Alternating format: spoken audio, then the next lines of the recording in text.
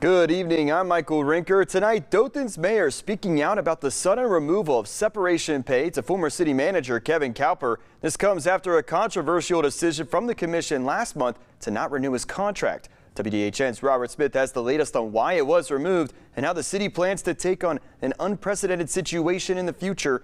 All new at 6. The possible separation payment of over $100,000 to former city manager Kevin Cowper is uncertain after commissioners voted unanimously to remove the possible payment that was under another agenda item that eventually was approved. The idea of giving former city manager a possible separation payment stemmed from conversations among city administration, and collectively they thought they had a solution moving forward until the last minute. But we found out right before the meeting that there was a section of the state legislative law that could have some bearing on our ability to pay after a contract is expired.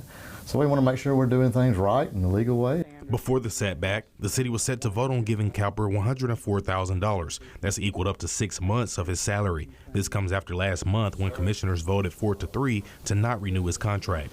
Mayor Saliba says the separation payment is simply to end Cowper's time with the city on good terms because it's a rare move. The city does not have many turnovers in that position, and if a city manager leaves because of a new job or was fired, there is usually something in place before it happens. The municipal judge and the city manager are the only two contracted employees. There was nothing that specifies anything that on his contract or probably on the judges, I don't know for sure, that would say if the contract just expires, what happens. And so that may be something that we really need to take a look at. Although it's not known if they can or can't give the payment, Mayor Saliba says the payment is not to keep Cowper from suing the city. He says they are mindful of it because Dothan appears to be a target for lawsuits. We try to cover all our bases if we can.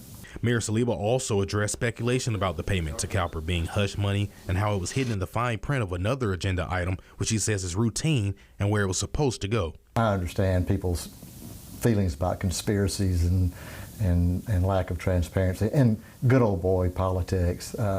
We're very transparent here, and none of that was what was going on, and none of that will go on down here if I can ever help it. The city expects to have answers from legal services about if they can or cannot do the separation payment at the end of this week, and then they will move forward. In Dothan, Robert Smith, WDHN News for the Wiregrass.